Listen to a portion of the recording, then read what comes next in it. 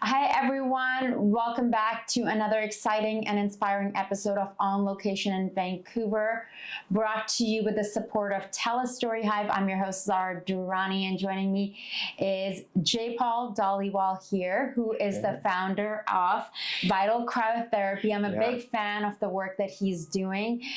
The reason why I wanted to bring him here today is first of all, I did not know cryotherapy existed. I didn't know about the benefits, and I didn't know if this was going to be like a real thing with real benefits, obviously, until I had an injury and you came up to me and you're like, try this. So I wanted to bring you here today, and we'll start off by talking about cryotherapy and what got you to bring that business here in Vancouver. At the end of the day, the number one, thank you for having me on. My pleasure. It's great because we would run into each other, and I have this company and I'm like, hey, it does this. And there's a part of me that's always kind of hesitant to like sell the business, where it's just like, I feel like a used car salesman. I'm like, they'll find it if they need it. And that's where a lot of people have found cryotherapy, because it's not widely known here in Canada, but in the States, it's everywhere. In Europe, it's everywhere. You can get a prescription for it in Europe. So it's huge. And so when people hit a certain barrier, and that's usually like a physical one where it's joint pain, or they're dealing with some sort of chronic inflammatory condition like rheumatoid arthritis or eczema and stuff like that, and they're looking for something different and drug-free, we usually pop up and they just come to us naturally. So. And you get a lot of different types of clients coming through, from celebrities to professional athletes. And the few times that I've been in, I've spoken to individuals who've been in car accidents. And, for me, I wanted to share about cryotherapy with everyone because I had rolled my ankle a couple of months ago, was in a lot of pain. I have a dog. I have to walk my dog. I live a very active lifestyle. And I really believe in the body's power and energy to just heal itself. And when I tried cryotherapy, I was just amazed at how fast the pain disappeared. Literally, I'm in there for 2-3 minutes? 3 minutes. And like the secret saying at cryotherapy is like, it works way better than it should. Like you're in there for 3 minutes. So why don't I give you, like for the viewers and everything like that, you step into a chamber for 3 minutes, your head is out the entire time. We give you a robe, but you're wearing your undergarments underneath, and then your fingers and toes don't have the greatest circulation compared to the rest of your body. So we give you like nice thick gloves, socks, and slippers. And so you take off the robe, you hand it to us over the top. We can't see anything, and a person's there the entire time facilitating things. Could you tell us the difference? What is the difference between cold plunging on a day like that, or even on a morning like today, versus cryotherapy? Like, what are the difference and benefits? Well, like ice baths, cold showers, great. Like I used to do them all the time. I still do them like for like a social aspect where it's like, hey, I have a bunch of time. I want to hang out with people. For cryotherapy, if we just talked about the time savings, that would be enough. Where, an ice bath, it's number one, like get ready for the ice bath, go to your ice bath, make sure you're wearing like a swimsuit, shower after, warm up, drive, like it's a whole thing. So, I mean, if you're really efficient, how long would and you live like next to a beach, or you have like an ice bath in your place, like what are we talking about? We're talking about like 30 minutes max if you're really fast, or like minimum, or like it's usually like an hour. An hour, hour and a half. Like prepping, coming back, the whole time in between. Warming up after, that's a whole thing. With this, it's our average appointment time from people walking through our doors to leaving is under 8 minutes. So you get all of the benefits of an ice bath, and because we're hitting temperatures that are much colder than cold water, we're more than doubling the effects. But like, here's the crazy part of things. It's colder, we're using super cooled air, but it's more comfortable than an ice bath, which I feel like that was one of the things that was kind of holding you back a bit, where you heard the temperature and you're like, this is going to be terrible. There does come a moment, I think it's like the last like 40, 50 seconds. Yeah.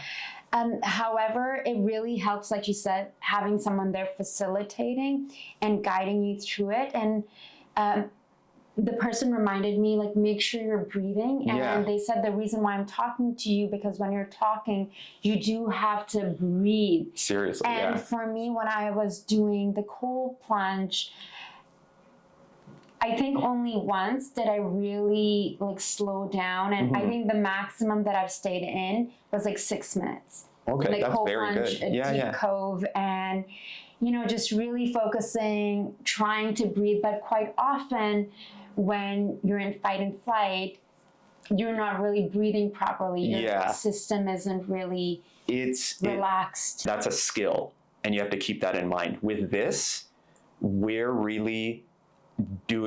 helping you through that, and it's short enough that it's like, listen, you don't need to worry about feeling like a crazy shock. The number one reaction we get from people their first time in is they walk in, we turn on the machine, and then they're just like, oh, this is way easier than I thought it'd be. Yeah. And it's like the opposite of an ice bath. Where an ice bath, you're like, oh my, and then you're like, oh, I'm slowly getting used to it.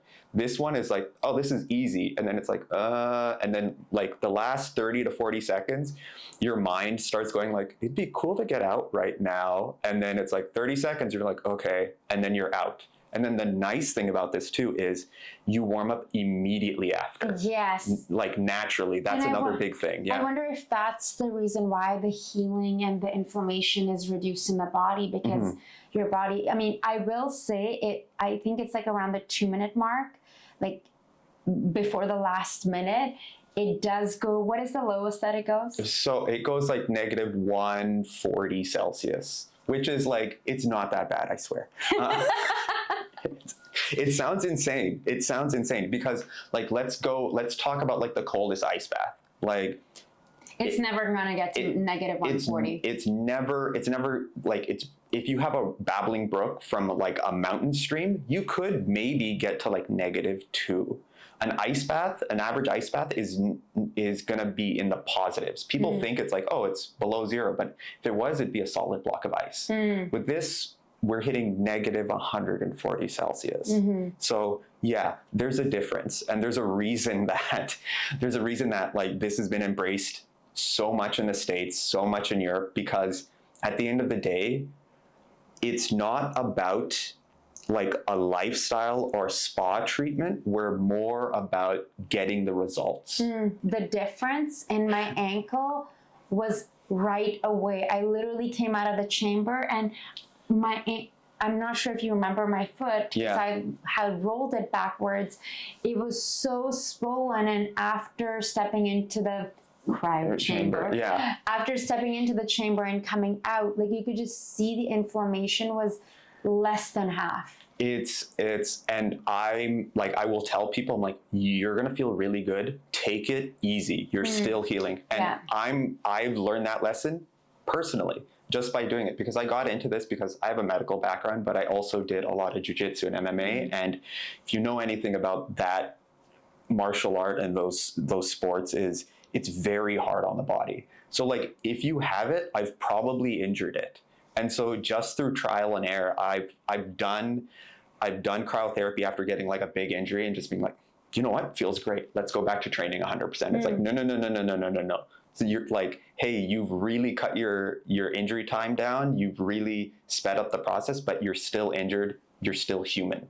So that's one of the things where it's like, oh no, it works too good. So like it's pretty awesome. It's a pretty awesome problem to have. And for me, it was great. And that's why I really believed in the benefits, especially when it came to pain management or helping reduce the inflammation in the body. I'm still dealing with something else at the moment, and like needling is really helping. Yeah. I want to talk a little bit about your background and, bringing cryotherapy to Vancouver. Is there anyone else offering what you're doing? Because this is the first time I've heard of it. Regulations in Vancouver in particular are extremely stringent. So it took us about 3 years and talking to and hiring about 4 law firms to get opened here. It took a very long time. We have 4 locations in Toronto, and that was much, much easier. And those got acquired, so I'm just focusing on Vancouver right now, and I have some other projects in the works when it comes to health and wellness, but it's unfortunate. It's really unfortunate. And that's why, like, a lot of people in Canada, this might have been the first time that whoever's watching this, is watching this. They might never have heard of cryotherapy before. But if you go to the States, if you go to somewhere like LA, they're like, yeah, of course. There's like one on every street corner. Like, what are you talking about? This isn't a new thing. So yeah, regulations have kind of made things difficult, to say the least. Yeah. And so you shared about jujitsu and like martial arts. What truly drew you to exploring and bringing cryotherapy here? And then also, obviously, you're passionate about it because you saw results yourself. So what has that journey been like? Like, how long ago did you decide that, okay, I want to bring cryotherapy here to BC, bring it into Canada? Yeah, like, very long story short, I was in my 3rd year of medical school, and I was doing a bunch of jiu-jitsu and MMA, and then a lot of my friends are professional fighters, and we were always pushing each other and competing, and that resulted in a lot of injuries. And I was just looking for something that worked. That's the only thing. And when it comes to the consequences of losing a match and stuff, like MMA it's a hard sport, and one loss can derail your entire career. And I have friends like that, so it's just like, okay, the stakes are very high. So we tried everything. So like Graston, Prolo, acupuncture, cupping, dry needling, like everything. And things would work great for some people. It wouldn't work great for other people. Some things would work great for some type of injuries and not for other type of injuries. But cryotherapy kind of blasted onto the scene in North America about 7 or 8 years ago, and it just spread. And everyone in the MMA community was like, this works amazingly well. And I was very skeptical. Like, I'd read some studies on it in medical school, and I'm like, well, like, okay, this kind of sounds like snake oil, but you have the data, so like, okay, let's see what's up. And then I'd been doing ice baths and everything. I'm like, well, I can just do ice baths. And when I finally tried it, it was like a game changer for me. I'm like, oh, this has to be here. This has to be here. And like, if we want to be really honest, I just really wanted cryotherapy. You wanted to make sure it was accessible for you. Yeah, and I'm just like, I really want this. And it's like, the only way this makes sense is like, we have to spread this cost out. And it turns out like a lot of people are in a similar situation when it came to injuries. Like, now I'm not in an injury state. I'm in an optimizing state where it's like, hey, I have my businesses, I have my productivity, I have my life, I have my fitness goals, and this just supercharges those things. Like, one of my favorite things to do with cryotherapy is like, hey, I have a bunch of work to do. I'll do a session, and then I'll start work, and I can get about 4 to 5 hours of continuous work done, just because you're really focused afterwards. That's one of the things that I notice. My brain becomes super sharp. Yeah, that's one of the things where it's like the people that see us, like 50% of people are coming in for something to get help with. They're like, hey, I'm in pain, I'm doing that, like, I'm dealing with this. And the other half of people are looking to really optimize things, like maybe get an edge, but really just be better than they were before. There's the mood boosting. Yes, there's the mood boosting. There's the like willpower thing. So here's something that people kind of get are unsure about. They'll say like, hey, this isn't as hard. I didn't suffer as much as an ice bath. This means cryotherapy isn't as effective. And it's like, no, more suffering doesn't mean more results. This is more than 2 times as effective. And when it comes to like, hey, I want to build grit and determination and discipline, well, at the end of the day, it's your neurobiology that's creating that. And this is helping with that. So again, like, if we were just talking about the physical side of things, I'd be excited about it. But like the game changer is the mental side of things. And it's, I just love it so much.